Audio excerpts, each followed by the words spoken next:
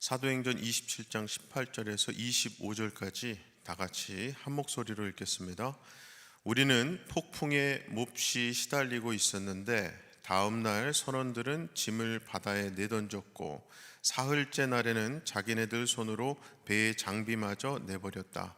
여러 날 동안 해도 별도 보이지 않고 거센 바람만이 심하게 불었으므로 우리는 살아남으리라는 희망을 점점 잃었다.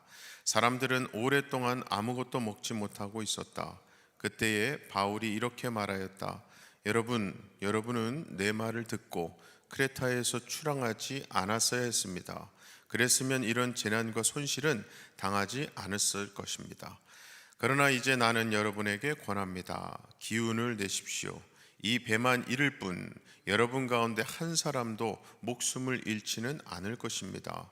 바로 지난밤에 나의 주님이시요 내가 섬기는 분이신 하나님의 천사가 내 곁에 서서 바울아 두려워하지 말아라. 너는 반드시 황제 앞에 서야 한다. 보아라, 하나님께서는 너와 함께 타고 가는 모든 사람의 안전을 너에게 맡겨주셨다 하고 말씀하셨습니다. 그러므로 여러분 힘을 내십시오. 나는 하나님께서 나에게 말씀하신 그대로 되리라고 믿습니다. 아멘. 자, 일단 오늘 본문 말씀의 상황까지 오게 된 배경을 간략하게 말씀을 드리겠습니다. 바울을 죽이려고 안달이 난 유대 종교 지도자들이 바울을 고소했고요. 그때 바울은 자기가 가지고 있는 로마 시민권 이 신분을 이용해서 나는 로마 황제에게 재판을 받겠다고 상소했죠. 그래서 베스토 총독은 바울을 포함한 다른 몇몇 죄수들을 율리오 백부장에게 맡겨서 로마로 호송하게 했습니다. 그런데 사실은 이 여정이야말로 전적인 하나님의 뜻이요 인도하심이었거든요. 왜냐하면 하나님은 약 2년 전에 이미 바울에게 네가 로마에 가서 거기서 복음을 전하게 될 거라고 말씀하셨었거든요. 그리고 이제 바로 그 말씀을 하나님께서 직접 이루시는 겁니다.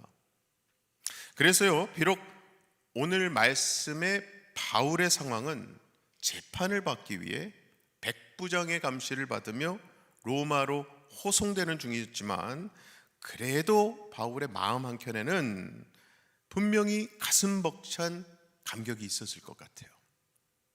왜냐하면 바울은 지금 하나님의 뜻이 말씀이 이루어져 가는 역사의 현장, 그 한복판에 서 있었기 때문이죠.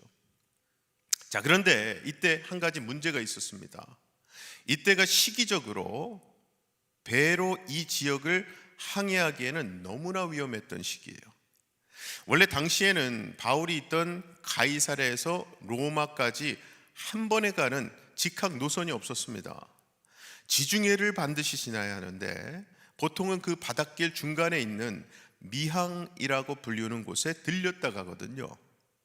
그래서 이번에 바울과 다른 제수들을 실은 배도 이 미항에 들렸다가 머물렀다가 다시 항해를 시작하려고 하는데 본문장 9절을 보면 어느새 금식하는 절기가 지나버렸다는 거예요.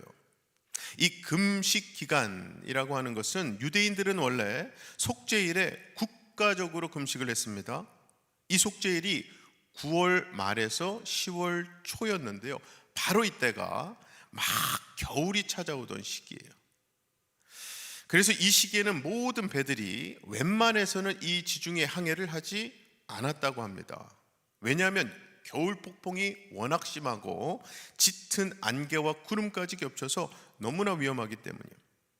그리고 바울은 그동안 여러 지역으로 선교 여행을 다니면서 바다 항해를 많이 해봤기 때문에 경험적으로 이 사실 잘 알고 있었거든요. 게다가 바울은 이전에도 이런 변화무쌍한 지중해 날씨 때문에 무려 3번이나 난파를 경험했었잖아요. 고로 그런 바울이 보기에 지금 이 지중해를 항해하겠다는 것은 죽으러 가겠다는 뜻이나 마찬가지였습니다. 그래서 바울이 이 항해를 그렇게도 만류했던 거예요. 자, 그러한 상황에서 바울을 호송하던 백부장은 선장과 선주를 불러서 상의를 하게 되는데요. 자, 과연 선주와 선장은 뭐라고 대답했을까요? 원래 예나 지금이나 운송업을 하는 사람들에게는요, 시간이 돈입니다. 그렇죠? 고로 그 안에 뭐를 실었던 간에 어떻게든 일찍 도착하는 게 낫지 늦어서 좋을 게 하나도 없어요. 더군다나 그때 당시 로마에서는 겨울에도 무역 거래를 하기 위해서 지금처럼 위험한 기간에 항해하는 선주에게는 상당히 후한 돈을 치러줬다고 합니다. 위험 수당과 같은 거겠죠. 그러므로 당연히 선주와 선장은 어떻게든 항해를 계속 하려고 했던 거예요. 그리고 선주와 선장이 이렇게 나오니까 백부장도 따를 수밖에 없죠. 이렇게 해서 바울의 만류에도 불구하고 배는 로마를 향해 출항했던 겁니다. 자, 처음에는 아무 문제가 없었어요. 아니, 오히려 순풍에 돛단 듯이 그야말로 순항이었습니다. 하지만 얼마 지나지 않아서 문제가 발생하죠. 유라굴로라는 악명 높은 폭풍, 오죽하면 광풍이라고 불리우는 그것으로 인해서 배가 통제불능의 상태가 되죠. 그래서 배는 이러지도 저러지도 못하고 그저 바람이 부는 대로 표류할 수밖에 없었어요. 이야말로 out of control이에요. 자, 이런 표류 상태로 하루 이틀이 흘렀습니다. 선원들은 일단 급한 대로 배에 실은 짐들을 바다에 내던졌어요. 자, 또다시 하루가 지났습니다. 이번에는 배 기구들을 바다에 다 던져요. 아마 항해에 필요한 최소한의 것들만 남겨두었을 겁니다. 어떻게든 배를 살리기 위한, 목숨을 부지하기 위한 최후의 조치였던 거죠.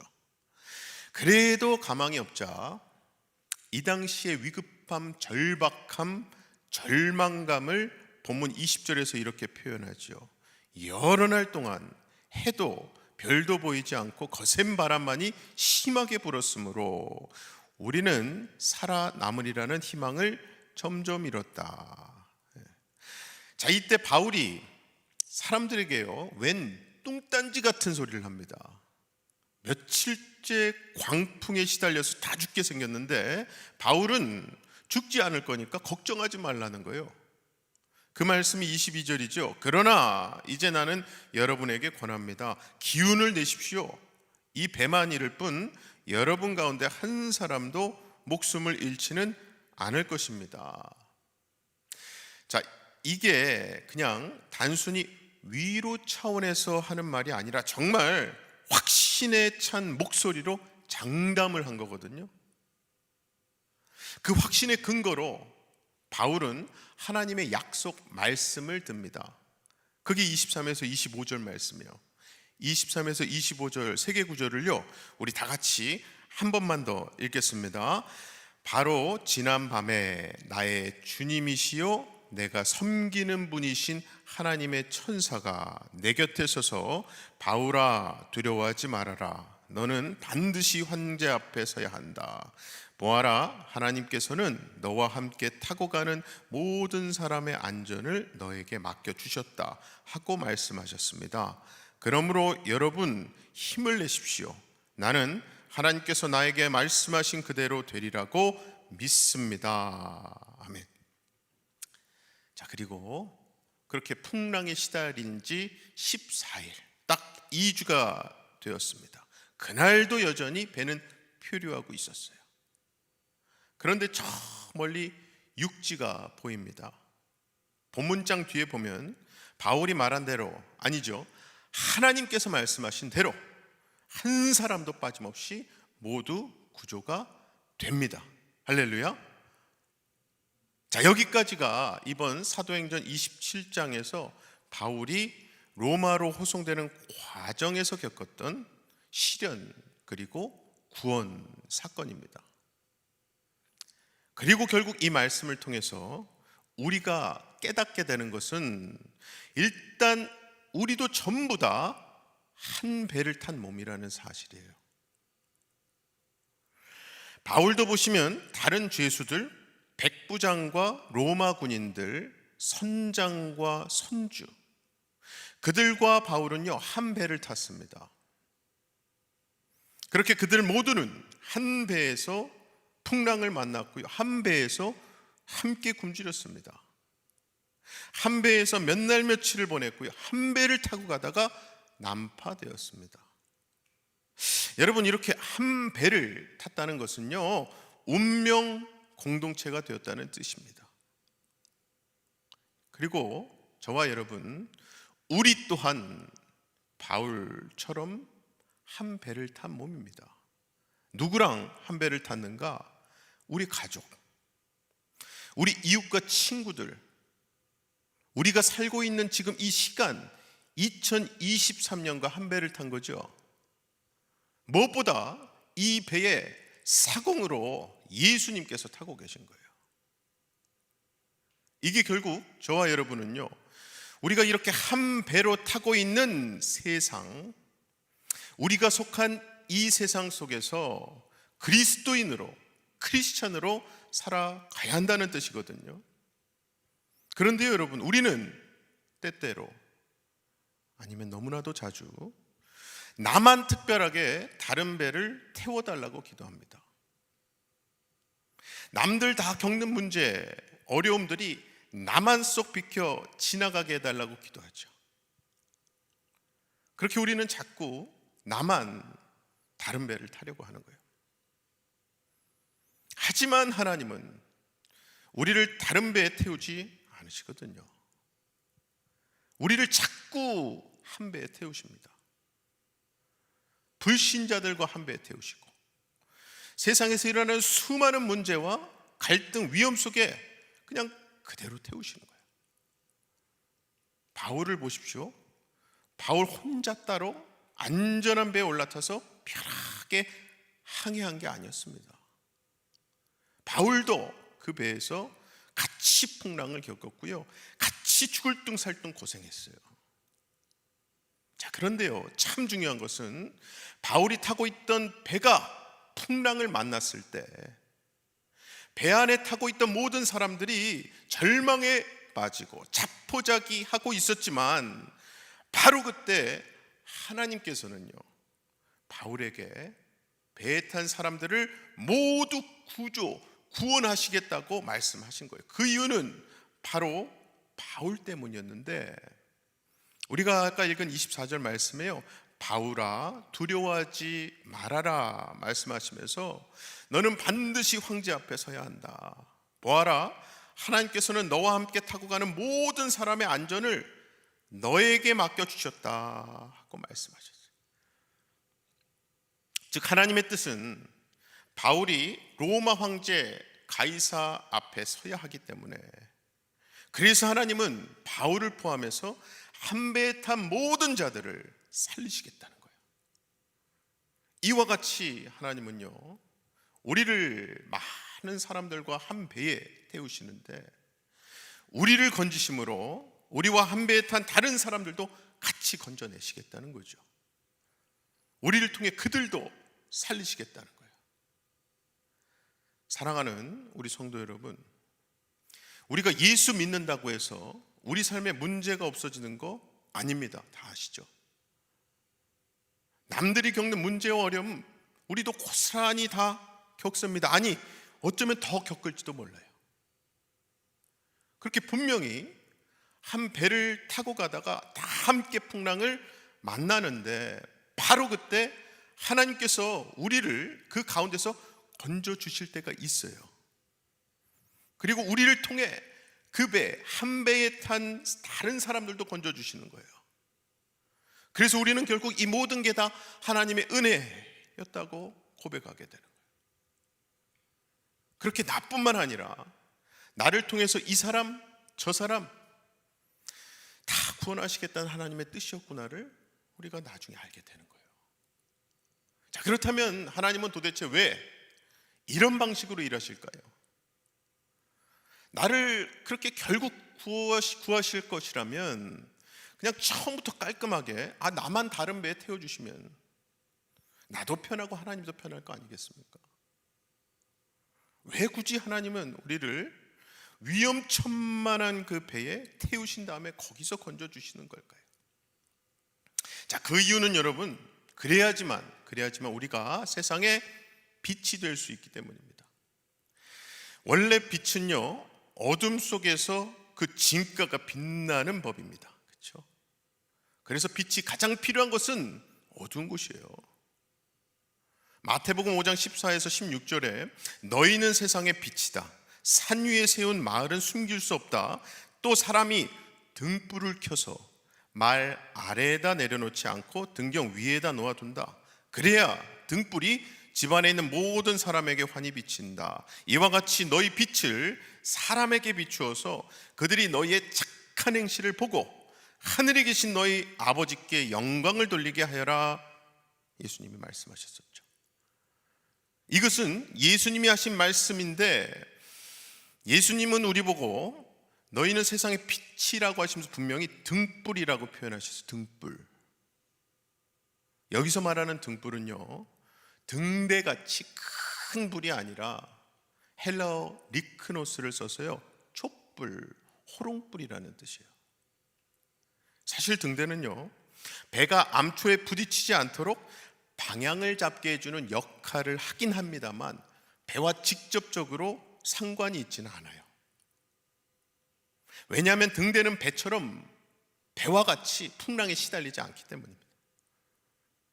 등대는 배와 같이 칠흑 같은 어둠에서 절망감 느끼지 않아요. 게다가 등대는요, 밝은 빛을 비추기는 하지만 배와는 거리가 멀리 떨어져 있죠. 그래서 기독교 역사에 있었던 수많은 수도원 운동이나 경건 운동들이 결국 실패하게 된 이유가 바로 여기에 있는 것 같아요. 세상과 너무 멀었기 때문에. 자, 지금 예수님께서 우리에게 원하시는 것은요, 그런 등대가 아니라 촛불입니다. 즉, 예수님은 우리가 풍랑에 시달리는 배 안에서 잔잔하게 비추는 촛불이 되기 원하신다는 거예요. 원래 촛불은요, 여러분, 바람에 흔들립니다. 망망대해 어두움에 비하면 촛불이 비추는 빛은 너무나도 약하죠. 하지만 그래도 예수님은 우리가 배와 멀리 떨어져 있는 등대가 아니라 배 안에서 빛을 비추는 촛불이 되길 원하시는 거예요. 자, 이제 말씀을 맺겠습니다. 우리 예수님은요, 하늘 보좌를 버리시고 이 땅으로 오셨습니다. 정말 빛의 세상에서 어두움의 세상으로 오신 거죠. 그렇게 우리와 한 배를 타신 거예요. 그리고 바울도 역시 그들과 한 배를 탔습니다. 하지만 바울은 그들에게 한 줄기 빛이 되었죠. 그러므로 우리 역시 그 배에 올라타야 합니다. 그리고 그 가운데서 빛을 비춰야죠. 그렇게 한 배에 타되 배 안에서 함께 풍랑을 맞더라도 빛을 비추시는 촛불이 되시고 사람을 살리는 구명조끼들이 되셔서 남도 살리시고 나도 살리시는 저와 여러분 다 되시기를 주님의 이름으로 간절히 축원합니다. 이 시간 다 같이 기도하실 때에 오늘 본문 말씀 가지고 제가 만든 그 설교 제목이요, 한 배 안에서 서로를 비추어라 라고 지어봤는데, 나와 한 배를 타고 있는 이들이죠. 나의 가족, 우리 이웃과 친구들, 교우들에게 복음의 빛 비추는, 생명의 빛 비추는 촛불과 같은 우리 되도록 기도하십시다. 두 번째는 정말 빛되시는 예수님의 능력, 생명력, 회복력으로 내 삶의 회복뿐만 아니라 모든 관계, 건강, 또 옳지 않았던 말씀에서, 하나님에서 벗어났던 모든 것들의 회복을 위해서 기도하십시다. 함께 기도하겠습니다. 사랑의 아버지 하나님, 감사합니다. 오늘 이 아침 하나님의 빛 되시는 말씀 앞에 우리를 불러주시고 그 말씀이 우리에게 정확하게 명령하시는 이 세상에 등불이 되라는 그 말씀, 우리가 붙들고 이 시간 기도합니다. 무엇보다 멀리 그저 비추기만 하는 등대가 아니라 같이 풍랑해서 흔들릴 수 있지만 그럼에도 불구하고 한 배를 탄 이들에게 빛을 비출 수 있는 촛불이 되길 원합니다. 내 가족과 우리 이웃 친구들, 또 불신자들, 또 나를 아프게 하는 모든 이들, 그들에게조차도 하나님은 은혜를 베푸시고 그들조차도 나 같은 죄인 살리신 하나님이 구하시겠다는 그 의지대로 우리를 사용하셔서 우리의 나약하고 정말 흔들리기 쉬운 빛이지만은 그럼에도 불구하고 예수님의 빛을 비추어 낼 수 있는 우리의 삶, 우리의 언행이 되게 하여 주시옵소서. 특별히 빛 되시는 예수님의 능력을, 그 생명력과 회복력을 우리 삶 가운데 경험하기를 원합니다. 내 삶, 내 심령의 회복뿐만 아니라 모든 관계, 가장 먼저 하나님과의 관계에 있어서 막혔던 것을 예수님께서 그 길이 되어주시고 회복이 되어주셔서 연결시켜 주시고, 그로 인해서 우리 주변에 내 건강뿐만 아니라 건강의 회복과 그 심령의 회복이 필요한, 구원이 당장 필요한 우리 주변의 많은 이들에게 그 생명력을, 예수 그리스도의 빛을 전할 수 있는 우리 삶이 되게 하여 주시옵소서. 우리 사랑의 아버지 하나님, 참 감사합니다. 오늘 이 아침도 하나님께서 은혜 베풀어 주셔서 우리의 육신에 눈을 띄어 주시고 걸음걸음을 맞춰 주셔서 이 기도의 자리로 불러주시니 감사합니다. 무엇보다 이 어두운 세상, 빛 되시는 말씀으로 우리를 불러주시고 들려주신 데에는 우리로 하여금 그 빛, 그 말씀 붙들라고 하시는 메시지도 있지만, 오늘 말씀의 명령처럼 우리 삶 가운데 그 어둡고 풍랑과 같은 문제 가운데 등불이 되라는 말씀, 그것이 우리에게 주신 명령인 줄로 믿습니다. 무엇보다 우리 스스로 등불, 작은 불조차도 낼 수 없음을 고백합니다.